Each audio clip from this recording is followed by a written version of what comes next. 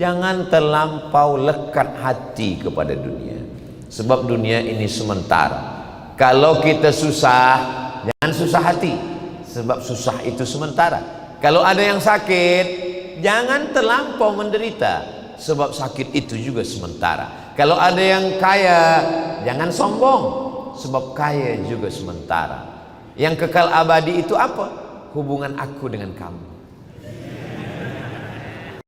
Assalamualaikum warahmatullahi wabarakatuh. Jamaah dimanapun berada, saya sedang bersama dengan santri-santri penghafal Quran Pondok Pesantren Tahfiz Quran Az-Zahra.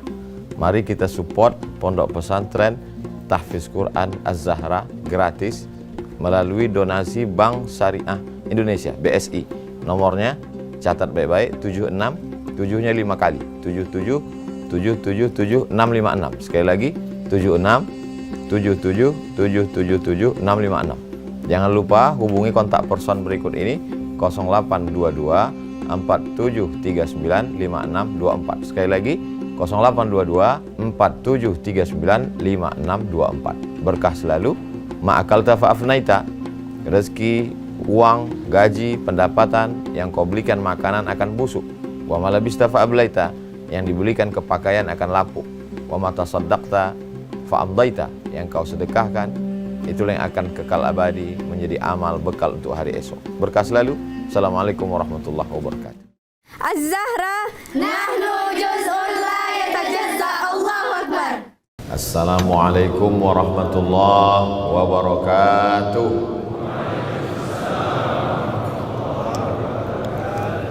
Alhamdulillah, wassalatu wassalamu ala Rasulillah Sayyidina wa Maulana Muhammad ibni Abdillah wa ala alihi wa sahbihi wa man da'a bi da'watihi wa istanna bi sunnatihi ila yaumi liqa'i rabbih wa ba'd. Datuk-datuk, datin-datin, para asatiz, para masyayikh, hadirin hadirat, para pemuda Islam, semua yang berhadir ini insyaallah dimuliakan Allah Subhanahu wa taala. Amin ya rabbal alamin.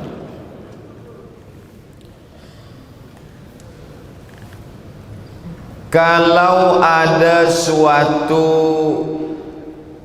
musibah ke namanya, penyakit, malapetaka, gempa, tsunami, apa yang diinginkan Allah dari itu semua? Kalau kita bersangka-sangka, berpikir-pikir, boleh betul, boleh salah, maka kita mesti kembali kepada Al-Quran dan Sunnah Rasulullah Sallallahu Alaihi Wasallam. Bila kita buka ayat Quran dan hadis Nabi, ada 3 jawaban. Yang pertama, A'udzubillahi minasyaitonir rajim. Ahasiban nasu an yutraku an yaqulu amanna. Apakah manusia itu dibiarkan begitu saja berkata kami beriman, wa hum la yuftanun, padahal mereka belum diuji. Jadi kalau datang penyakit, berarti penyakit itu ujian. Yang kedua, la yusibul mu'min min nasabin wala wasabin wala saqamin wala syaukin yashtakuha. Susah hati, risau, demam panas, badan letih, duri yang mencucuk tapak kaki, illa kaffarallahu anhu biha sayyi'atu. Allah ingin melepaskan diri dari dosa-dosa. Pertama kata dia ujian, yang kedua penghapus dosa, yang ketiga wattaqu fitnatan la tusibanna alladzina zalamu minkum khassah. Takutlah kamu kepada azab yang bila Allah kirim dia tidak akan menimpa yang zalim-zalim, yang jahat-jahat saja, yang baik-baik pun kena juga. Dalam hadis dikatakan, la ta'murunna bil ma'ruf wa la tanhauna 'anil munkar. Ajak orang buat baik, larang orang buat mungkar. Bila kamu tidak lakukan itu, la yushikanna yab'atsallahu 'alaikum iqaban. Allah kirimkan azab, summa tad'unahu. Manakala azab itu datang, kamu pun beramai-ramai angkat tangan berdoa, ya Allah, lepaskan kami dari azab ini. Fala yustajabu lakum, tapi doa kamu tidak dikabulkan Allah. Jadi kalau begitu, gempa bumi, tsunami, gunung meletus, penyakit, COVID-19, COVID-20, 22, nauzubillah, ada 3 kemungkinan. Yang pertama, ujian. Yang kedua, Allah hapuskan dosa. Yang ketiga, azab yang dikirim Allah Subhanahu wa ta'ala. Tajuk kita malam ini, apakah COVID-19 itu murka Allah atau rahmat? 3 dalil. Misalkan, na'udzubillah ini, misalkan saya sakit. Nanti kalau saya katakan ada jamaah sakit, Ustaz Abdul Somad kalau bagi contoh, dia bagi jamaah, saya lah sakit. Kalau saya sakit, 3, apakah penyakit itu ujian dari Allah atau menghapuskan dosa-dosa saya atau azab dari Allah Subhanahu wa ta'ala? Pergi ke hospital, jumpa doktor. Kata doktor, Ustaz Abdul Somad, Ustaz ni sakit. Lepas tu saya tanya, sakit saya ni azab ke? Atau menghapus dosa saya? Atau mengangkat darjah saya? Atau ini ujian iman saya? Kata doktor, kami tak tahu Ustaz. Ustazlah jawab sendiri. Maka yang boleh kita lakukan hanya muhasabah diri. Kalau kita merasa kita banyak silap salah dosa, maka kita husnuzan dengan penyakit itu Allah melepaskan kita dari dosa-dosa. Kalau kita rasa dosa tak ada, kita dah orang baik, kita husnuzan, berarti itu ujian keimanan. Kalau kita lulus bersabar, berarti Allah angkat darjah kita. Kalau kita merasa kita tak ada silap, tak ada salah, udah sedekah, udah berpuasa sunat, sudah haji dan umrah, sudah banyak beristighfar, berarti Allah Subhanahu wa ta'ala sudah tempatkan kita di satu tempat. Tempat itu layak, baik, elok. Cuma manakala Allah Ta'ala tanya malaikat, "Ai malaikat, ya, letakkan hambaku ini di tempat yang tertinggi, namanya Jannatul Firdaus. Idza sa'altumullah fas'aluhul Firdaus." Kalau minta pada Allah, mintalah surga yang tertinggi. Kalau minta sama Allah, ya Allah masukkan aku surga yang tertinggi Jannatul Firdaus bersama Nabi Muhammad SAW. Begitu. Ini sekarang banyak orang berdoa, ya Allah, aku masuk surga tepi-tepi pun tak apalah, asal masuk surga. Kata Nabi tak begitu. Ada pula orang, aku tak ingin surgamu, aku pun tak takut nerakamu. Itu bukan cakap engkau, itu cakap wali-wali Allah yang malamnya tak tidur, siangnya berjihad. Allah bagi dia surga. Kata dia, aku tak ingin surgamu, aku tak takut nerakamu, aku hanya inginkan cintamu. Itu orang yang dah jatuh cinta, semuanya diberi pada Allah. Ini sembahyang subuh pukul 8, aku tak ingin surgamu. Cubalah kita ukur diri kita siapa. Begitulah Allah Subhanahu wa ta'ala. Nah, bila tajuknya apakah COVID-19 itu azab atau rahmat, maka Sayyidatuna Aisyah Ummul Mukminin radhiyallahu anha dalam hadis Sahih Al-Bukhari bertanya, "Ya Rasulullah, bagaimana dengan wabak? Penyakit yang merata-rata ke seluruh negeri namanya wabak. Apa itu wabak?" Kata Nabi SAW, "Kana azaban yab'atsuhu Allahu ala man yasha." Itu adalah azab yang dikirimkan Allah kepada sesiapa yang dia kehendaki. Faja'alahu rahmatan lil mu'minin. Tapi dia jadikan menjadi rahmat bagi orang yang beriman. Hadis ni muskil lah, problem, confuse. Bagaimana mungkin azab boleh menjadi rahmat? Azab, kenapa menjadi rahmat? Bagi orang yang minum khamar, bagi yang berzina, bagi yang LGBT, bagi yang buat dosa, bagi yang riswah, dia menjadi azab. Sehingga dengan azab itu mati dalam keadaan terkena azab. Nafas sesak, pandangan tak terang, telinga tak boleh mendengar, semua penyakit-penyakit azab dikirimkan Allah. Wa rahmatan lil mu'minin. Tapi bagi orang yang beriman, dia akan menjadi rahmat kasih sayang Allah. Kalau dia mati, al-mat'unu syahid. Orang yang kena penyakit ta'un, penyakit wabak, maka dia matinya mati syahid.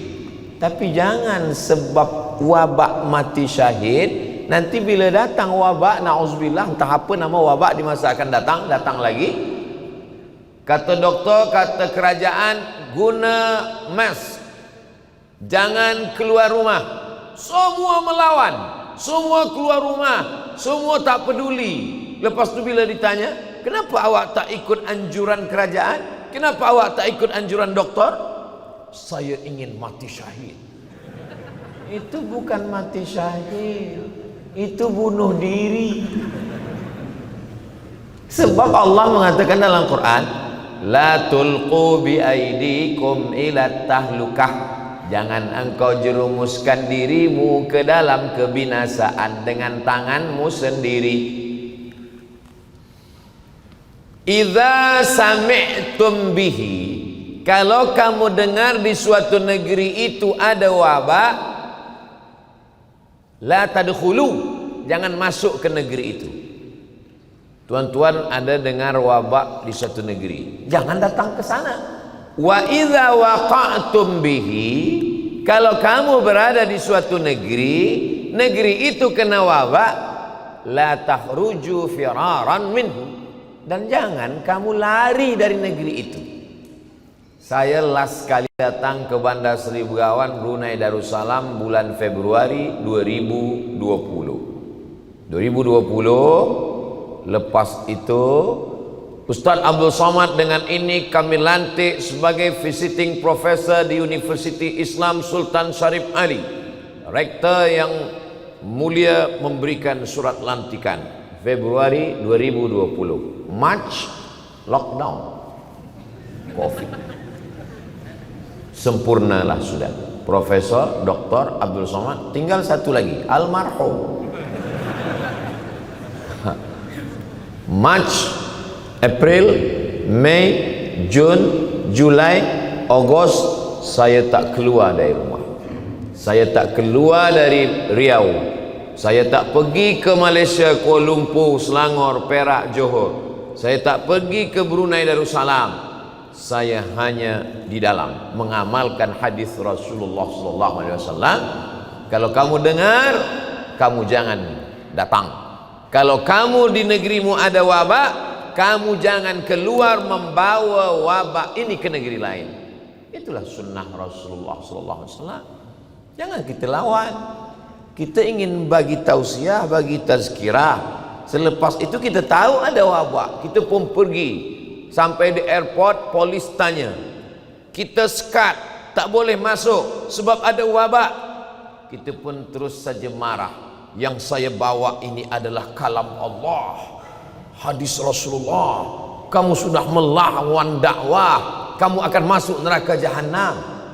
Kata polis, yang mengaji bukan kamu saja, kami pun mengaji juga. Kalau ada orang datang dari suatu negeri yang ada wabak di sana, maka dia tak boleh keluar. Ini sunnah. Alaikum bisunnati, hendaklah kamu mengikut sunnah Rasulullah SAW. Banyak berdoa. Masya Allah, tabarakallah. Brunei Darussalam, Bandar Seri Begawan, sampai hari Jumat lepas saya sembahyang, masih mendengar imam membaca doa kunut nazilah. Subuh-subuh pun tidak hanya setakat kunut subuh. Allahumma dafa'an al-ghala wal waba wal junun wal baras wal covid-19. Semua dimintakan supaya jauh. Membaca solat nariyah supaya dijauhkan daripada musibah, sejauhkan. Kalau kita dah buat baik, berfikir baik, ikut sunnah, dia datang juga, itu berarti memang sudah takdir. Antu'mina billah, beriman kepada Allah, bil qadari, takdir dari Allah, khairihi wa syarrihi, takdir baik dan takdir buruk. Jadi kalau kita ada satu musibah, fi anfusikum, dalam diri, penyakit, mati, fi amwalikum, dalam harta, rugi, bankrupt, susah, di bumi, gempa, tsunami, gunung meletus, maka sesungguhnya kita cepat-cepat hasibu anfusakum, muhasabah diri qabla an tuhasabu, sebelum kamu dihisab.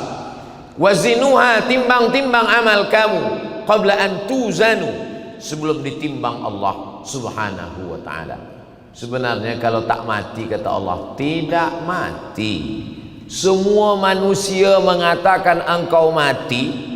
Ya ghulam, wahai Abdullah bin Abbas, la ini jitama'atil ummatu, berkumpul semua umat di manusia di dunia ini, ala ayyadurruka bisyai'in, membunuhmu, menyihirmu, la yadurruka illa bisyai'in qad kataballahu alaik.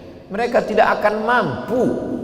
Yang mereka lakukan hanya sampai pada takdir Allah. Jadi kalau ada orang mati, itu dia mati bukan karena sihir, bukan karena black magic, bukan karena covid, bukan karena wabah. Dia mati karena ajalnya sampai. Kalau ajal tak sampai, tak mati. Tapi kita mesti ada ikhtiar. Itulah ahlus sunnah wal jamaah. Kita ini bukan ahlul bid'ah qadariyah jabriyah. Kita ini ahlus sunnah. Imam Abul Hasan Al-Ash'ari ada ikhtiar. Menjauh dari negeri ada wabah, jangan keluar dari negeri ada wabah. Banyak berdoa, beristighfar. Maka Allahu liyu'adzibahum wa anta fihim. Allah tidak akan mengirimkan azab kalau Nabi Muhammad ada di sana. Banyak-banyak berselawat. Wa ma kana Allahu mu'adzibahum wa hum yastaghfirun. Allah tidak akan mengazab kalau bangsa itu mau beristighfar. Astaghfirullahalazim, astaghfirullahalazim, astaghfirullahalazim, astaghfirullahalazim. Faqultu astaghfiru rabbakum innahu kana ghaffara. Kalau kamu banyak beristighfar, dosamu diampunkan Allah. Yursilis samaa alaikum midrara. Allah akan turunkan hujan rahmat. Wa yumdidukum bi amwalin wa banin. Allah akan berikan kamu harta dan anak-anak. Wa yaj'al lakum jannatin. Allah akan berikan kamu kebun-kebun yang subur. Wa anhara, akan berikan air sungai yang mengalir, jannatul firdaus. Ini 6 karena banyak beristighfar. Astaghfirullah pendek, agak panjang astaghfirullahalazim, lebih panjang astaghfirullahalazim alladzi la ilaha illa huwal hayyul qayyum wa atubu ilaih, lebih panjang Allahumma anta rabbi la ilaha illa anta khalaqtani wa ana 'abduka wa ana 'ala 'ahdika wa 'adika ma stata'tu a'udzubika min syarri ma sana'tu abu laka bi ni'matika 'alayya wa abu bi dhanbi faghfir li fa innahu la yaghfiru dzunuba illa anta. Kalau hafaz, kalau tak hafaz gerak-gerakkan mulut. Saya tengok di beberapa tempat di Brunei ada pembacaan istighfar, sayyidul istighfar. Apa makna di beberapa tempat sebelum tazkirah dibacakan sayyidul istighfar? Inilah tujuannya. Bila kita banyak istighfar, 6 dibagi Allah, dosa diampunkan, diturunkan hujan rahmat, dibagi anak, dibagi harta, dibagi kebun, dibagi sungai yang mengalir, kerana keutamaan istighfar. Nabi Muhammad SAW pun yang tak ada dosa beristighfar. Ini kadang kita istighfar, saya tengok orang beristighfar, pernah saya datang kepada ulama, kejar-kejar istighfar, astagfirullahaladzim, saya ni Pak Kiai ada urusan, astagfirullahaladzim, 5 menit istighfar. Ini kadang orang banyak dosa, setiap hari maksiat mata telinga. Assalamualaikum warahmatullahi wabarakatuh. Assalamualaikum warahmatullahi wabarakatuh. Macam makan pisang goreng panas. Apa yang dicakapkan ini? Astaghfirullahalazim alladzi la ilaha illa huwal hayyul qayyum wa atubu ilaih. La ilaha illallah wahdahu la syarika lah, lahul mulku wa lahul hamdu, yuhyi wa yumitu wa huwa ala kulli syai'in qadir. Dari mula hari Khamis, Jumat, Sabtu, Ahad, Isnin, esok Selasa, hampir seminggu saya berkeliling pusing-pusing di Brunei Darussalam ini. Saya perhatikan semua istighfarnya pelan. La ilaha illallah, astagfirullah pelan. Kadang di beberapa tempat cepat. Allah Qadir. Allah Qadir. Apa ni? Bila kita tanya, kenapa Tuan Imam cepat-cepat? Betul, huruf tu tak jelas. Allah Maha Tahu. Memanglah Allah Maha Tahu. Tak dicakapkan pun Allah tahu. Tak bergerak mulut pun Allah tahu. Ini bukan urusan kita dengan Allah, urusan kita dengan orang yang mendengar. Kalau dengan Allah, sudah selesai. Wa na'lamu ma tuwaswisu bihi nafsuh. Kami tahu apa yang berbisik-bisik dalam hatimu. Tapi sunnahnya dicakapkan. Ada sahabat Nabi namanya Khabbab ibnul Arth. Khabbab, ya, bila engkau sembahyang dengan Nabi, Nabi itu kalau sembahyang mulut dia bercakap ke atau diam saja? Kata Khabbab, Nabi itu kalau sembahyang mulut dia bergerak. Dari mana engkau tahu Nabi itu mulutnya bergerak? Kau kan sembahyang. Dari mana engkau tahu Nabi mulut dia bergerak? Masa Nabi sembahyang sunat, masa Nabi sembahyang, aku menengok bittirabi lihyati, aku tengok janggut dia bergerak. Janggut dia bergerak karena dagu dia bergerak. Dagu dia bergerak karena rahang dia bergerak. Rahang dia bergerak kerana dia membaca. Nabi itu sembahyang membaca. Walaupun zuhur, walaupun asar, walaupun qabliyah, walaupun ba'diyah, meskipun tahiyatul masjid. Allahu akbar. Wajjahtu wajhi. Bismillahirrahmanirrahim. Alhamdulillah. Kalau kata Syekh Ali Jum'ah, elok-eloknya itu pakai satu nafas, satu ayat. Itu membantu kekhusyuan. Membaca membantu kekhusyuan. Satu ayat dengan satu nafas lebih membantu kekhusyuan. Ini kadang orang bila dia sembahyang, kalau jadi makmum okey. Ini kadang menjadi imam atau dia sembahyang bersendirian.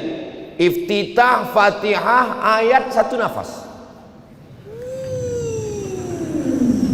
Allahu Akbar.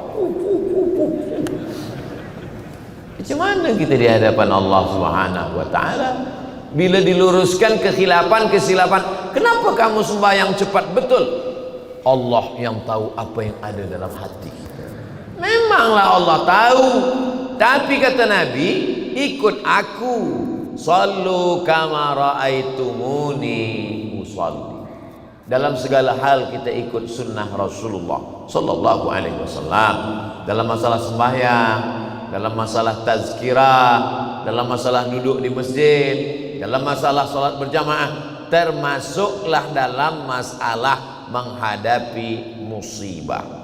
Wala nabluwannakum bi syai'im minal khauf. Ujian yang pertama adalah khauf, takut. Yang sekolah takut tak naik, yang dah sekolah takut tak masuk universiti, yang lepas BA takut tak boleh master, yang dah master takut tak boleh PhD, yang dah PhD takut tak kerja, yang kerja takut tak berbini, yang dah nikah takut tak punya anak, yang punya anak takut tak punya anak lagi, yang dah punya anak lelaki takut tak punya anak perempuan. Siapa? Saya, anak lelaki. Manusia selalu ada rasa cemas, susah hati, risau. Itu tanda kita kurang yakin dengan Allah Subhanahu wa taala. Maka kata Imam Al-Hasan Al-Basri, alimtu anna rizqi la ya'khudhuhu ghairi. Aku tahu rezekiku tak akan diambil orang. Fatma'anna qalbi, hatiku jadi tenang. Yang menenangkan hati adalah ilmu. Karena ilmu aku tahu bahawa rezekiku tidak akan mungkin diambil orang, maka hatiku pun menjadi tenang. Tapi mesti ada usaha. Esok pemuda belia-belia ini ditanya, awak belum ada berbini? Aku tahu jodohku tak akan mungkin diambil orang. Memang dia tak diambil orang, Tapi kalau tak ada usaha dari kita, macam air minum inilah, walaupun dah dituang dalam cawan, kalau saya tak ada usaha untuk menggerakkan tangan, mendekatkannya ke mulut, takkan dia masuk sendiri ke dalam mulut. Ada ikhtiar, ada al-kasbu, ada usaha. Macam mana usahanya usaha Al-Somad? Kita ada tuan imam, kita ada ulama, kita ada ustaz, mereka ada jamaah, ada community, lalu kemudian bawalah mereka untuk mencarikan jodoh yang solehah, yang baik. Saya setakat ini selama ini kita hanya satu kajian saja, satu masjid. Saya ingin hubungan ini lebih baik daripada ini. Sudikah engkau menjadi ibu bagi anak-anak kita di masa akan datang, bersama di dunia, bersama pula di surga Jannatul Firdaus? Memang inilah imam yang aku cari selama ini, katanya. Biasanya perempuan ini dia mencari seorang imam. Suatu ketika saya sedang tazkirah di satu kota. Pagi itu saya makan di hotel. Sedang makan, datang perempuan. Kata dia, Ustaz Abdul Somad. Betul. Oh, saya ni jamaah Ustaz, selalu tengok Ustaz. Kenapa kita tak ada jumpa? Ika, saya ni jamaah alam ghaib. Tengok Ustaz kat YouTube saja. Saya ni ramai Ustaz. Ini salah satu jamaah ini, satu office dengan saya. Dia ini belum nikah. Dia ni nak mencari imam, kata dia. Kata saya ni khatib. Apa maknanya? Ada usaha dalam masalah rezeki, dalam masalah makan, dalam masalah jodoh, dalam masalah penghidupan, dalam masalah mencari obat. Likulli da'in dawa.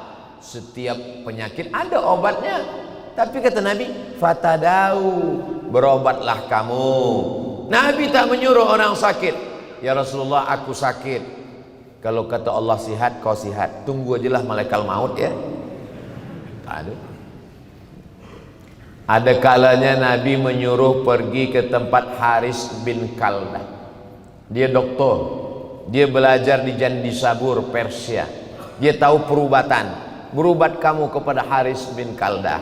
Ada kalanya Nabi mengajarkan, alaikum bisyifa'aini. Hendaklah kamu makan dua penyembuh. Yang pertama al-asal madu, yang kedua Al-Quran. Wa nunazzilu minal Qur'ani ma huwa syifa. Quran itu kami turunkan sebagai syifa, obat. Asal madu lebah pun obat juga. Ada kalanya dia bagi satu lagi biji-biji hitam. Al-habbatus sauda syifaun min kulli da. Hadis tentang habba sauda sahih. Tentang madu ayatnya jelas, hadisnya juga jelas. Yang hadis palsu tentang terung, al-bazinjan syifaun min kulli da. Terung obat segala macam penyakit. Itu hadis palsu, tak betul. Siapa yang membuat hadis itu? Tukang jual terung. Supaya laku dia buat. Macam mana kita boleh tahu hadis ni sahih tak sahih? Tengoklah. Ada dalam Sahih Bukhari, Sahih Muslim, Sunan Abi Dawud, Sunan Tirmidzi, Sunan Nasai, Sunan Ibnu Majah, Muwatta Malik, Sunan Darimi, Musnad Ahmad bin Hanbal, Musnad Ibnu Abi Syaibah. Kita hadis, tanya ulama, fasalu ahla dzikri in kuntum la ta'lamun. Biasa di ujung ada tanda macam ni, ditulis hadis riwayat fulan. Ada sahih, ada hasan, ada dhaif. Sahih dengan hasan tak ada ikhtilaf, silalah pakai. Tapi kalau dhaif tengok dulu, syaratnya mesti 5. Tak boleh dalam masalah akidah, tak boleh dalam masalah hukum halal haram, tidak boleh ada periwayatnya yang kadzab pendusta. Dia masih bernaung di bawah hadis sahih, dan dia pula untuk fadail amal, bagi motivasi beramal boleh. Adapun hadis palsu tak ada tawar menawar. Kalau hadis palsu, maka dia tak boleh disampaikan, tak boleh diamalkan, tak boleh diriwayatkan. Ini malam ini Ustaz Abdul Somad meriwayatkan hadis palsu tentang terung sebagai example, contoh bahwa ini hadis palsu boleh. Tapi kalau hanya menyampaikan tanpa disebutkan apa ini maknanya, maka tak boleh. Jadi ujian yang pertama adalah khauf, takut. Kenapa orang tak boleh tidur malam sampai pukul 2 malam? Takut, takut, takut. Kenapa tak lalu makan? Takut. Takut apa? Kolesterol, gula darah, diabetes, jantung, asam urat, asam lambung, asam lemak, asam pedas. Semua ketakutan-ketakutan yang sebenarnya hidup ini tidak sesusah yang kita pikirkan. Hidup ini tak susah. Yang susah itu memikirkan cakap orang. Dulu, manusia zaman dulu, yang dia pikirkan cuma 4 orang yang bercakap tentang dia. Cakap jiran depan, belakang, kanan, kiri. Sekarang 4 juga. Instagram, Twitter, WhatsApp, tambah lagi FB. Pecah kepala. Jadi kalau kita nak aman hidup, jauh dari medsos, sosial media. Tapi kami kenal Abdul Somad dari sosial media. Ambil yang baik-baik. Khudh ma safa da'ma kadar. Ambil yang jernih, buang yang keruh. Oh, sekarang barulah kami tahu rahasia kenapa Ustaz Abdul Somad boleh bagi tazkirah di mana-mana. Pikiran dia tak ada takut, tak ada cemas. Rupanya dia tak baca komen yang ada di Instagram dan yang ada di YouTube. Saya baca. Kenapa Ustaz tak ada balas komen? Saya tak ada password. Kita bagi pada orang yang tahu saja. Apa yang boleh menenangkan hati kita menghadapi dunia? Ala bizikrillahi tatmainnul qulub. Masalah dunia ini 2. Yang pertama, masalah yang ada solusinya. Yang kedua, masalah yang tak ada solusinya. Bila kita menghadapi masalah, setelah kita pikir-pikir tak ada solusinya, tak usah pikirkan lagi. Sebab bila kita pikirkan pun tak ada juga solusinya. Kalau masalah itu ada solusinya, pikirkan, dapat solusinya, stop, jangan pikirkan lagi. Sebab solusinya sudah ada. Bila diperturutkan pikiran ini, dia akan terus bercakap. Sebab pikiran tak boleh berhenti. Mulut berhenti, pikiran tak berhenti. Sampai tengah-tengah malam dia terus, sampai kita tak boleh tidur. Esok kita pun pergi ke rumah sakit. Assalamualaikum doktor. Waalaikumsalam. Saya pukul 2 malam tadi berpikir tentang anak, tentang bini, tentang kerja, tentang itu, tentang kereta, tentang rumah semua. Hingga tak boleh tidur, hingga pukul 2 malam. Tolonglah bagi saya ubat supaya saya boleh tidur malam. Doktor pun kasih ubat, makan ini 2-3 kali. Ini makan pagi, makan siang, makan malam. Ini makan sebelum makan, ini makan selepas makan, ini makan sedang makan. Bertambah beban kita lagi. Saya dah 2 malam tak boleh tidur doktor. Kata doktor dalam hati, aku dah 2 bulan tak tidur-tidur. Tidak ada manusia yang tidak punya problem masalah. Oh Ustaz Abdul Somad, engkau boleh pergi sana pergi sini. Aku tak boleh pergi ke sana ke sini Ustaz Abdul Somad. Kenapa? Sebab kening aku berbisul. Kening saya ini berbisul, saya malu kalau jumpa orang. Maka saya di rumah saja. Ustaz Abdul Somad bagi tazkirah sana, tazkirah sini. Ustaz kening tak berbisul. Dia tak tahu Ustaz itu tegak, tak duduk-duduk. Rupanya bisul dia di bawah pula. Kadang kita tak nampak bisul orang. Yang kita pikirkan bisul kita saja. Bisul orang rupanya lebih parah lagi daripada kita. Maka satu-satunya jalan adalah husnuzan kepada Allah. Wasta'inu bis sabri was salah. Minta tolong kepada Allah dengan sabar dan salat. Saya dulu memang gelap dunia ini Ustaz. Stres, depresi, pakai narkotik, mabuk, sabu, pil anjing gila pun saya makan untuk menenangkan fikiran. Tapi selepas saya dengar tazkirah Ustaz Abdul Somad, kata Ustaz Somad, banyak-banyak salat. Sekarang saya dah salat Ustaz. Salat apa? Salat Jumat. Salat subuh, salat zuhur, salat asar, salat maghrib, salat isya, salat duha, salat tahajud, salat qabliyah, salat ba'diyah, tahiyatul masjid, salat hajat, salat tasbih. Tapi jangan bagi tahu banyak macam ni pada orang yang nak masuk Islam. Dia tak jadi masuk Islam. Saya tertarik dengan Islam sebab Islam ni agama yang baik, rahmatan lil alamin, agama yang bersih, lepas kencing maaf berbasuh, saya dah tak nak lagi pakai guna tisu saja. Dia bersih tapi tak suci. Macam mana bila saya masuk Islam? Bila kamu masuk Islam, sembahyang subuh, sembahyang duha, sembahyang zuhur, sembahyang asar, sembahyang maghrib, sembahyang isya, tahajud, witir, hajat. Kata dia tak jadilah kena macam tu. Yassiru, bagi kemudahan. Wala tu'assiru, jangan susahkan orang. Basyiru, beri kabar gembira. Wala tunaffiru, jangan buat orang lari dari Islam. Al-Islamu mahjubun bil muslimin. Orang tak jadi masuk Islam bukan kerana ajaran Islam, tapi kerana sifat orang Islam. Bila kita tunjukkan Islam yang baik, yang lembut, yang santun, yang rahmatan lil alamin, orang tertarik. Ada orang setengah-setengah dia nak belajar Islam, tapi dia masuk ke masjid dia malu, dia segan. Maka dia dengar di parking, dia bawa kereta, dia letak parking, dia dengar apa kata khatib. Yang pertama berkhitan adalah Nabi Ibrahim guna kapak. Kita dia tak jadilah masuk Islam. Maka bagi yang sesiapa yang selalu follow ikut Instagram Ustaz Abdul Somad Official yang followernya hampir 7 juta itu, maksudnya yang belum follow lah. Ada satu iklan, Anda ingin berkhitan tapi takut, ikutlah sunatron. Pagi berkhitan, petang boleh akad nikah. Sebab apa? Kita bagi kemudahan-kemudahan.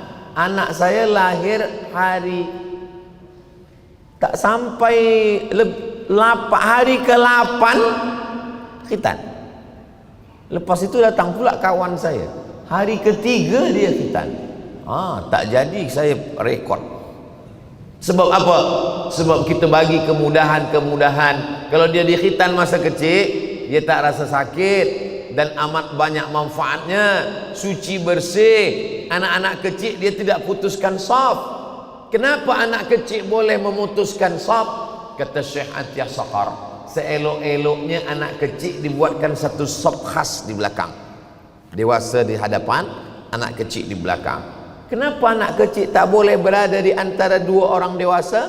Pertama, wudu anak kecil banyak tak betul. Saya tengok beberapa budak kecil tadika, dia ambil air, dia sapu mata. Pipi tak kena, mulut tak kena, tangannya juga, kaki. Dia hidupkan air, dia sipak-sipak je. Tumit tak kena. Lepas ditanya, kenapa kamu macam ni? Ayah aku macam ni, kata dia. Ini satu lagi sebab kenapa budak kecil tak boleh antara dua orang yang dewasa. Sebab maaf beribu maaf, ada najis yang belum lepas dari ujung, belum kena kerat. Dan tak mungkin pula ada kita satu security di pintu tengok, cek, ni dah depan, ni belum, ni belakang. Tak mungkin. Itulah maka kita buat dia satu saf. Jangan bagi orang ketakutan-ketakutan. Sebab Islam ini agama yang begitu. Apa kata Nabi manakala datang sahabat, ya Rasulullah, tadi aku melontar jumrah, selepas itu baru aku potong rambut. If'al wala haraj, lakukanlah, tak ada kesulitan bagi engkau. Tapi masih lagi dalam hukum hakam syariat Islam. Saya tak ingin pemuda belia-belia kita ini selepas mengaji, esok pagi sesembayang dia sesuka hati dia, sembayang pukul 8, pukul 9, ditanya mak ibu bapa dia, engkau tak ada ke masjid? Saya tengok, kenapa sembayang pukul 7, pukul 8 sembayang subuh? Kata Ustaz Abdul Somad, jangan buat susah, kita ambil mudah-mudahnya. Itu bukan saya tak ada cakap untuk itu. Ada yang tak boleh kita ubah sama sekali. Subuh, zuhur, asar, maghrib, isya tak boleh ubah. Inna salata kanat 'alal mu'minina kitaban mawquta. Salat itu waktunya sudah ditetapkan Allah Subhanahu wa taala. Jangan ubah. Kalau berubah dia jatuh menjadi qada. Sedang kita adalah ada. bagi yang guna usolli fardal maghribi thalatha raka'atin adaan, bukan qadaan, kecuali pada saat-saat genting tertentu. Jadi yang pertama, ujian dikirimkan Allah. Wala nabluwannakum bi syai'im minal khauf. Yang kedua, wal ju', lapar. Alhamdulillah kita tak lapar. Kalaupun lapar ada had batasnya. Lapar kita hingga azan maghrib, lapar kita hingga selepas isya, lapar kita hingga selepas tazkirah. Tapi ada saudara kita yang laparnya unlimited. Hari ini lapar, malam lapar, esok lapar. Maka kalau sampai ada jiran lapar dan kita tak tahu dia lapar, kata Nabi, laisa bil mu'min, kamu tidak beriman. Siapa yang tak beriman itu ya Rasulullah? Yabitu sab'anan, tidur perut kenyang, wajaruhu ila jambihi ja'i'un, jiran sebelah rumah kelaparan. Ara'aital ladzi yukadzibu biddin, tahukah kamu siapa itu pendusta agama? Pendusta agama bukan orang tak sembahyang, pendusta agama bukan orang minum khamar, pendusta agama bukan orang berjudi berzina. Siapa pendusta agama? Fadzalikal ladzi yad'ul yatim wala yahuddu ala ta'amil miskin, bagi makan. Kenapa banyak betul abang beli nasi bungkus? Saya, anak kita 2, abang cuma berempat. Kenapa beli nasi sampai 10? Belakang ada anak yatim, abang beli, cuba engkau hantar ke belakang. Yang membeli abang, yang menghantar istri. Jangan abang yang mengantar, nanti mak anak yatim itu cantik. Jadi perang dunia ketiga. Fadzalikal ladzi yad'ul yatim.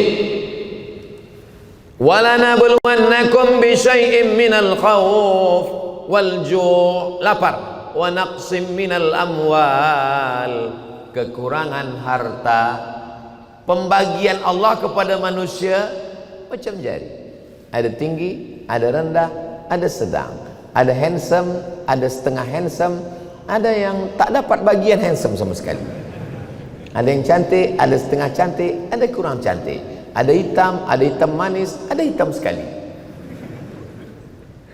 Ini pembagian Allah. Kenapa Allah tak bagi rata sama macam ini tinggi semua? Sebab kalau kita sama, dia tak boleh bekerja sama.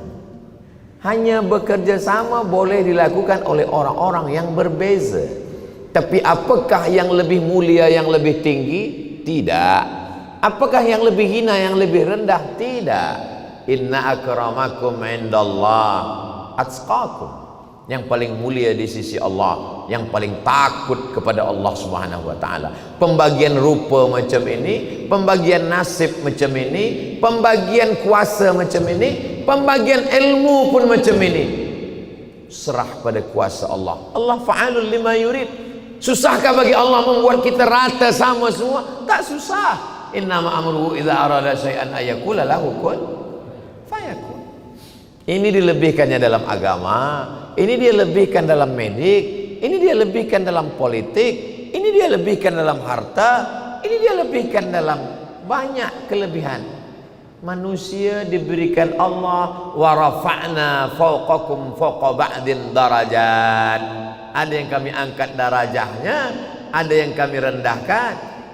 Ini kuasa Allah Subhanahu wa taala. Wala nabluwannakum bi syai'im minal khauf wal ju' wa naqsim minal amwal wal anfus, sakit, mati, was samarat, kering, hujan tak turun, wa basyiris sabirin, berikan kabar gembira kepada orang-orang yang sabar, menahan hawa nafsu, menahan lidah, tak bercakap kasar, sumpah serapah, caci maki, mengutuk nasib, menahan pikiran, jangan sampai suuzon kepada Allah. Kalau ada lintasan pikiran, astaghfirullahaladzim, astaghfirullahaladzim, Allahumma sholli ala sayyidina Muhammad. Menahan tangan, jangan sampai menarik rambut, memukul pipi, maka dia serahkan kepada Allah. Alladzina idza asabathum musibah, orang-orang yang ketika dia menerima musibah, ujian dari Allah Subhanahu wa taala, apa kata dia? Inna lillahi wa inna ilaihi raji'un. Semuanya balik kepada Allah Subhanahu wa taala. Pulanglah Abu Talhah. Abu Talhah balik daripada berniaga. Balik dia berniaga, dia tengok isteri dia bersih, rapi, bawa makanan. Dia tanya, macam mana kabar anak kita, wahai buah hati belayan jiwa, siang dan malam terbayang-bayang, makan tak kenyang, tidur tak lelap sayang. Dalam hadis itu tak ada, itu terjemah saya saja. Macam mana anak kita? Kata isteri dia, askan mimma qablu. Anak kita lebih tenang dari hari sebelumnya. Oh, iyalah, anak kita lebih tenang. Dia pun makan. Selepas dia makan, semua dah kenyang, barulah isteri dia bercakap. Apa kata isteri dia? Anak kita meninggal, bang. Oh, marah dia.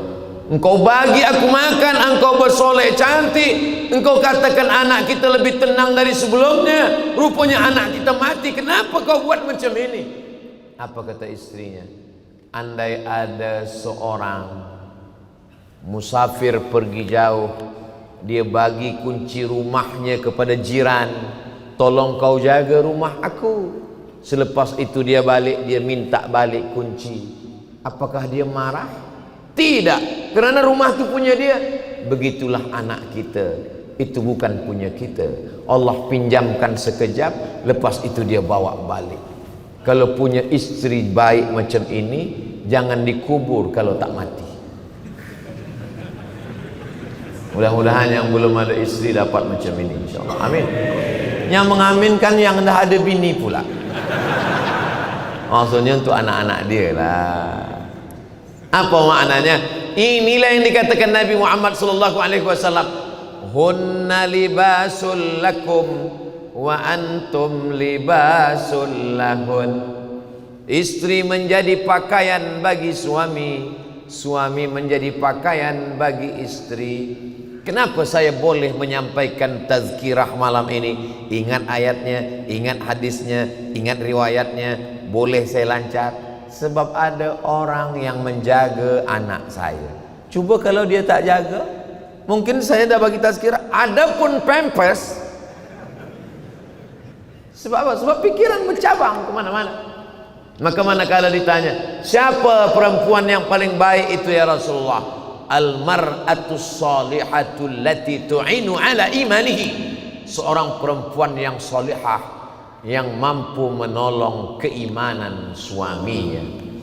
Banyak lelaki mengatakan, kita sebagai lelaki, kita kepala rumah tangga, kita yang menjaga istri-istri kita. Tapi kalau kita baca ayat, apa kata Nabi SAW? Khuliqatil mar'atu min dhila. Perempuan itu diciptakan dari tulang rusuk. A'wajuha a'laha. Tulang rusuk yang paling bengkok adalah tulang rusuk yang paling atas. Nih, tulang rusuk yang paling atas nih, itulah yang paling bengkok. Di dalam tulang rusuk itu ada jantung. Perempuan ini tulang rusuk. Jadi kalau begitu, jantung tidak hancur kalau jatuh sebab dijaga tulang rusuk. Tulang rusuk itulah yang menjaga lelaki. Begitu makna yang terkandung dalam makna khuliqatil mar'atu min dhila dalam Sahih Muslim.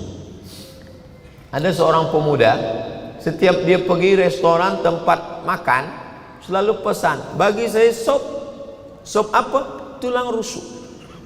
Lama-lama orang kedai ini heran, kenapa awak tiap makan sop tulang rusuk? Aku sedang mencari tulang rusuk yang hilang. Boleh untuk status esok pagi. Allah Subhanahu wa ta'ala kirimkan tulang rusuk untuk menjaga jantung, supaya kalau dia jatuh, yang patah tulang itu, supaya jantung ini tidak pecah, tak koyak. Kenapa? Karena Allah Subhanahu wa ta'ala. Bagaimana dia yang baik itu ya Rasulullah? Idza ra'aitaha sarratska. Kalau kau pandang dia, hatimu senang. Alhamdulillah Ustaz Abu Somad, saya bila memandang dia senang hati saya. Siapa dia? Bini kawan saya. Ghaddul basar, jaga pandang. Man istata'a minkumul ba'ata falyatazawwaj. Siapa di antara kamu pemuda belia yang sudah mampu menikah, menikahlah. Fa innahu aghaddu lil basar, karena menikah itu menundukkan pandangan. Wa ahsanu lil farj, menjaga kemaluan. Faman lam yastati', siapa yang tak mampu, fa alaihi bisawm, banyak-banyak puasa sunat. Fa innahu lahu wija. Saya selalu menyuruh belia, pelajar-pelajar, penuntut-penuntut, saya ni nak nikah Ustaz Somad, tapi belum lepas lagi, ayah ibu belum bagi izin. Banyak-banyak puasa sunat. Kenapa kalau banyak puasa sunat? Sebab kalau sedang lapar, orang cantik pun tak nampak. Orang pakai helmet merah pun dia sangka semangka. Itu makna supaya orang menjaga pandangan. Dia ingat dia sedang puasa, perut dia lapar, menantikan azan maghrib. Ini adalah sunnah Rasulullah sallallahu alaihi wasallam. Idza ra'aitaha sarratka, kalau kau pandang hatimu senang. Idza amartaha ata'atska, kalau kau suruh, kau perintah, dia patuh dan taat. Idza ghibta anha, kalau kau pergi, hafizat, dia jaga anakmu, dia jaga hartamu, kerana dia adalah orang yang menolong. Al-mu'minun, laki-laki, wal mu'minat, perempuan, ba'duhum awliya'u ba'd, mereka saling tolong menolong. Ta'muruna bil ma'ruf, mengajak orang buat baik. Wa tanhauna 'anil munkar, melarang buat mungkar. Abang balik pukul berapa? Duit kemana saja? Kereta mana? Kenapa pergi lama balik? Kenapa begini? Kalau ada orang yang masih mengingatkan, bersyukurlah, kerana sampai masanya ada orang yang sudah letih, dia diam saja. Suami kau ke mana? Terserah dia lah, nak masuk neraka masuklah. Na'udzubillah. Isteri saya ni Ustaz, rasa-rasa lebih lagi daripada bagi tazkirah. Ustaz Abdul Somad bagi tazkirah mungkin pagi saja, malam saja. Dia pagi, petang, siang, malam, WhatsApp. Saya ni rasa azab Ustaz.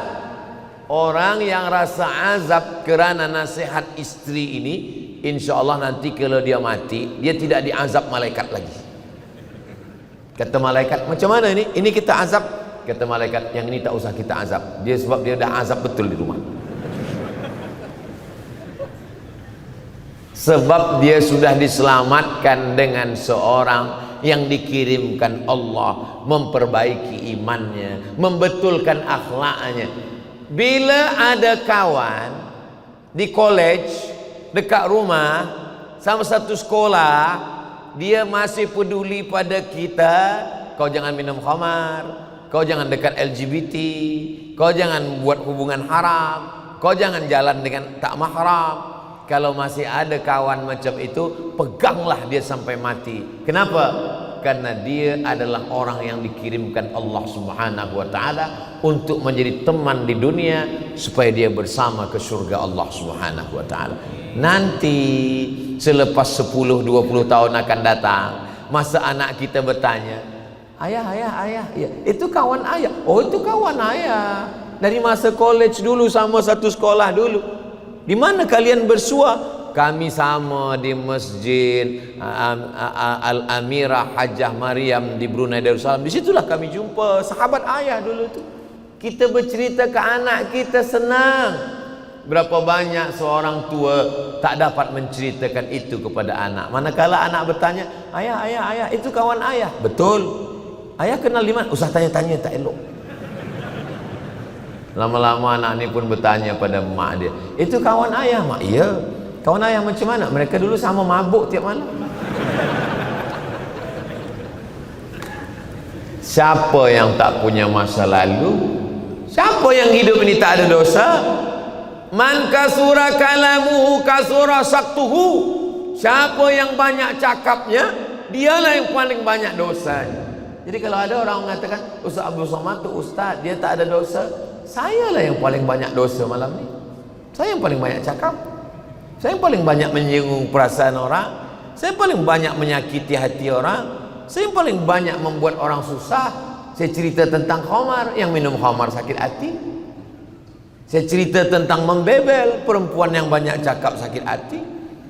Maka selalunya di ujung-ujung tazkirah saya katakan, bila ada yang sakit hati dengan cakap saya mohon maaf. Lebih baik saya cari di sini, minta maaf di sini, daripada nanti mencari di padang mahsyar. Belum tentu kita berjumpa.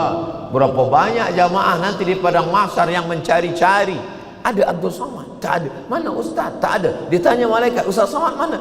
Kata malaikat, dia dah lama menunggu kamu di VIP room. Amin. Itu cara saya saja supaya dapat doa orang-orang baik dari Brunei Darussalam. Allahumma antas salam wa minkas salam wa ilaika ya'udus salam fahyina rabbana bis salam wa adkhilnal jannata daras salam. Ada yang suka dia jahar, ada yang dalam hati saja. Ada pula yang dia nyanyikan, Allahumma antas salam wa minkas salam tabarakta rabbana ya dzal jalali wal ikram. Kita tengok video, Masya Allah, bila kita jumpa, cuba kau baca, itu bukan suara aku, kata dia. Jamaah yang dimuliakan Allah Subhanahu wa taala, berapa lama kita bersama-sama di dunia ini? Ada masa yang ditetapkan Allah. Idza jaa ajaluhum, kalau ajal sudah sampai, la yastakhiruna sa'atan, tak dapat ditunda walau sesaat, wala yastaqdimun. Sama-sama satu college, duduk dekat satu bangku, sama-sama register, sama-sama satu kelas. Tiba-tiba tengah malam saya dapat berita, dia sudah meninggal wahai Abdul Somad. Saya kejar dari kota tempat saya tinggal, Pekanbaru, Riau, Sumatera, Indonesia. Saya berangkat lepas maghrib, 12 malam baru sampai. Begitu sampai di kampung, mana jenazahnya? Jenazahnya sudah masuk liang lahat. Saya hanya boleh di atas, solat jenazah dari atas kubu. Allahu Akbar. Selepas itu baca Yasin, baca doa, meleleh air mata darah kawan yang dulu tak dapat naik balik. Maka selepas itu, bila ada orang mengundang saya datang, asal nampak saya ada orang buat, Ustaz Abdul Somad bila datang, saya datang. Ada jemputan, saya datang. Sebab apa? Penyesalan yang mendalam sebab tidak menyambung tali silaturahim semasa ada kehidupan. Jadi kalau kita ada kawan, datanglah. Sebab apa? Nanti kalau sudah menyesal, biasanya penyesalan itu datang manakala ketika sudah pergi, ketika sudah tiada, barulah terasa kehilangan. Maka kita diajarkan Nabi SAW, man ahabba yusatalahu fi rizqihi, siapa yang mau lapang rezekinya, wa yunsa'alahu fi atharihi, mau panjang umurnya, falyasil rahimahu, maka hendaklah dia menyambung silaturahim.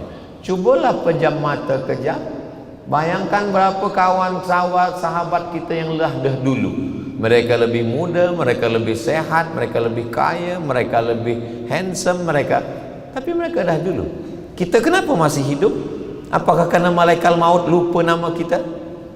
Kita hidup ada yang diinginkan Allah.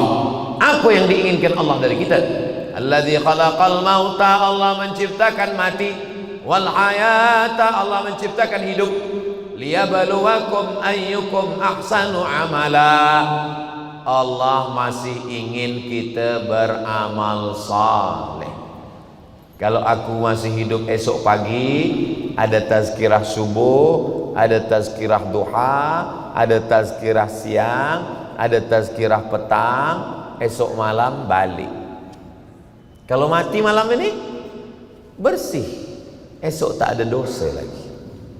Hidup, ada seorang pejuang, dia mati ditembak oleh Belanda, orang Aceh, namanya Tengku Umar. Bulan lepas saya berziarah ke kuburnya. Apa kata Tengku Umar?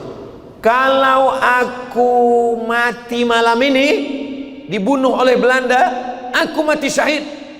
Kalau aku hidup besok pagi, aku masih boleh minum kopi 5 lagu.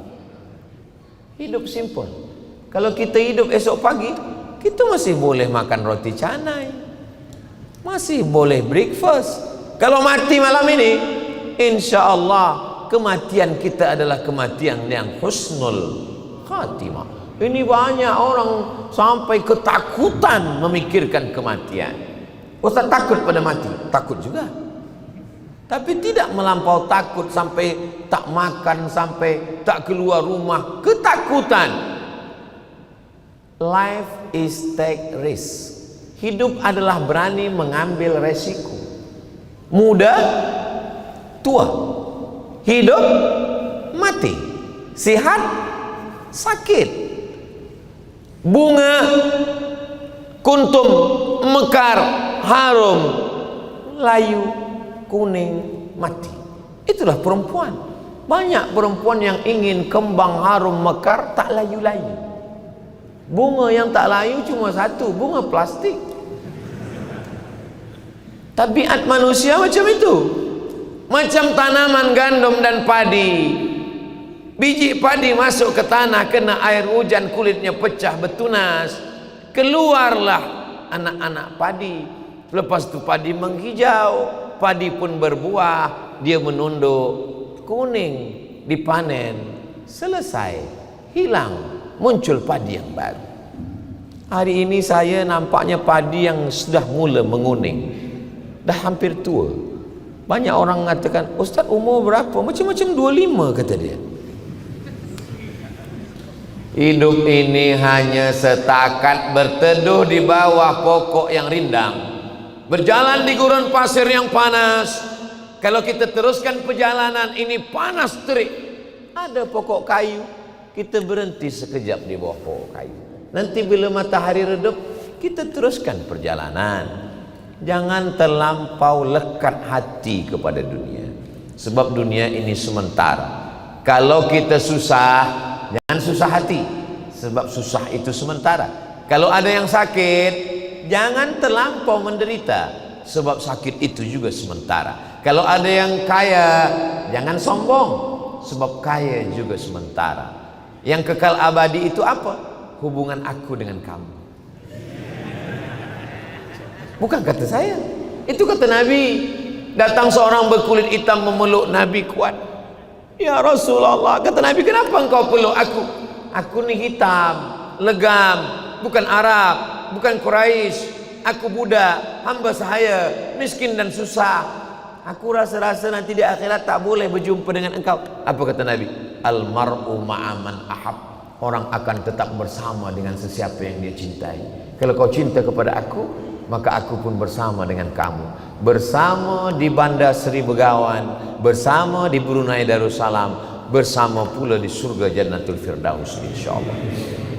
Saya pun buatlah gambar dengan kawan saya. Gambar dulu semasa di Kaherah, selepas tu gambar berjumpa di Riau. Saya buatlah before after. Before masa di Kaherah, after setelah balik. Di bawah saya buat status, bersama di Kaherah, bersama di Riau, berjiran tetangga di surga. Lepas tu datanglah setan-setan yang bagi komen di bawah. Kata dia, emang yakin masuk surga? Gitu. Ilaha illallah Muhammad Rasulullah. Sesiapa yang tak yakin masuk surga, berarti dia sudah mendustakan Nabi Muhammad sallallahu alaihi wasallam. Sebab apa kata Nabi? Man qala la ilaha illallah Muhammadur Rasulullah dakhalal jannah. Siapa yang mengucapkan la ilaha illallah Muhammadur Rasulullah pasti masuk surga. Nabi menjamin, garansi dari Nabi. Itulah kelebihan umat Muhammad sallallahu alaihi wasallam, pasti masuk surga. Dan kita masuk surga insyaallah. Ini kadang jamaah ini, Ustaz Abdul Somad, nanti bila engkau di akhirat cari aku di neraka. Apa ni? Kenapa yakin betul masuk neraka? Kita ni masuk surga. Boleh jadi Abdul Somad masuk surga bukan kerana tazkirah dia, bukan kerana haji dia, bukan kerana tahajud malam dia, tapi kerana doa orang soleh yang baik-baik. Di sini ada syabun nasya'a fi ibadatillah, anak muda yang beribadah kepada Allah. Kenapa dalam hadis itu disebut pemuda belia beribadah kepada Allah? Sebab kalau ada orang tua ke masjid, memanglah ke masjid, malaikat maut dah dekat. Tapi kalau ada pemuda belia ke masjid, innahum fityatun amanu bi rabbihim wa zidnahum huda. Mereka belia-belia yang dapat hidayah, ditambahkan Allah hidayah. Mudah-mudahan yang belia-belia ini istiqomah insyaallah. Saya, andailah ditawarkan malaikat, hai Abdul Somad, mahukah engkau aku buat belia lagi umur 20? Tak sanggup saya. Zaman saya dulu, untuk kenal perempuan susah. Nak kenal perempuan, tangan kita pun menggeletar. Nama awak. Sekarang dia tinggal cari saja di FB, nampak, terus hai, ada nombor tak? Grup-grup WhatsApp, begitu mudahnya. Jadi mereka buat Facebook, mereka buat WhatsApp, mereka buat YouTube, mereka buat Twitter, mereka buat social media. Tujuannya supaya pemuda Islam rusak, hancur. Apa yang terjadi? Yuriduna ayyutfi'u nurallah wallahu mutimmu nurihi. Mereka ingin memadamkan cahaya Allah, tapi cahaya itu tak padam. Dengan YouTube, dengan Instagram, dengan Facebook lah orang mengenal para ulama. Dulu banyak orang tak kenal Habib Umar bin Hafiz. Dulu banyak orang tak kenal dengan Al-Habib Salim Syatiri. Dari mana orang Brunei Darussalam kenal Ustaz Abdul Somad? Dari sosial media, dari Instagram, dari YouTube, dari Facebook. Mereka kenal dari video yang pendek-pendek itu. Apa maknanya? Bahwa ada senjata-senjata yang diharapkan merosakkan pemuda belia Islam. Tapi dengan itu pula mereka mendapat hidayah. Ayyahdiyallahu bika rajulan wahidan. Satu orang dapat hidayah keranamu khairum min humurin na'am. Tapi saya tak sekolah agama, saya tak hafal Quran, saya tak dari fakulti usuluddin, saya tak dari fakulti syariah. Awak mana? Saya fakulti usuluddin. Fil jannah. Awak dari mana? Saya dari jabatan Quran was sunnah. Jannatul Firdaus. Awak dari mana? Saya dari IT, teknologi. Neraka jahanam. Siapa yang ambil gambar saya? Siapa yang syuting? Siapa yang editing? Siapa yang akan upload? Mereka orang-orang yang mengerti multimedia. Maka dengan mereka lah dakwah ini sampai. Jadi tidak semesti belajar agama saja. Yang belajar agama baik, bekerja sama mereka. Saya pernah sampaikan tazkirah, saya tengok ramai pemuda belia bawa kamera. Selepas itu saya tanya, kamu ni mana? Kami pelajar dari Universiti Islam. Kenapa bawa kamera semua? Sebab pensyarah kata, nanti Ustaz Abdul Somad ambil gambar, cut, edit, buat subtitle, nanti kamu natijah ambil dari sana. Kalau video bagus A, kalau tak bagus C. Oh, bagus. Inilah yang melancarkan dakwah. Datang satu jamaah, Ustaz Somad, anak saya ini dia ambil jabatan bahasa Inggris. Bagus kata saya. Tapi apa gunanya untuk dakwah? Ambil video saya, potong 2 minit, 3 minit, buat translate ke English language, lepas itu buatkan subtitle supaya orang boleh mendapatkan hidayah. Tapi yang baik-baiklah supaya menebarkan dakwah. Ayyahdiyallahu bika rajulan wahidan. Satu orang dapat hidayah keranamu, karena ilmumu, karena sosial mediamu. Khairum min humurin na'am. Lebih baik daripada seekor unta yang merah, kendaraan termahal zaman Nabi. Dalam riwayat lain, khairum minad dunya wa ma fiha. Lebih baik daripada dunia dan seisinya. Tadi saya mula pukul 8.30, sekarang sudah pukul 9.30. 600 mililiter, 60 minit kita bersama. Mudah-mudahan apa yang saya sampaikan ini menjadi amal soleh buat saya, buat kita semua insya Allah. Mudah-mudahan kita semua dibagikan keluarga yang sakinah, mawaddah, warahmah, anak-anak soleh dan solehah. Belia-belia kita diselamatkan dari LGBT, diselamatkan dari khamar, diselamatkan dari narkotik, diselamatkan dari perbuatan maksiat. Negeri ini tetap dijaga Allah, baldatun thayyibatun wa rabbun ghafur. Ala hadhihi niyya wa kulli niyatin salihah. Al-Fatihah. Assalamualaikum warahmatullahi wabarakatuh.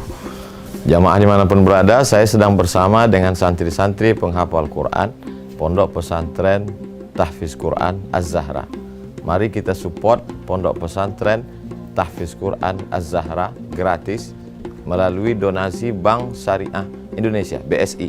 Nomornya catat baik-baik, 76 7-nya 5 kali 77 777 656. Sekali lagi 76 77 777 656. Jangan lupa hubungi kontak person berikut ini 0822 4739 5624. Sekali lagi 0822 4739 5624. Berkah selalu. Ma'akalta fa'afnaita. Rezeki, uang, gaji, pendapatan yang kau belikan makanan akan busuk. Wa malabista fa'ablaita. Yang dibelikan kepakaian akan lapuk. Wa mata saddaqta fa'amdaita. Yang kau sedekahkan itulah yang akan kekal abadi menjadi amal bekal untuk hari esok. Berkah selalu. Assalamualaikum warahmatullahi wabarakatuh. Az-Zahra nahnu juz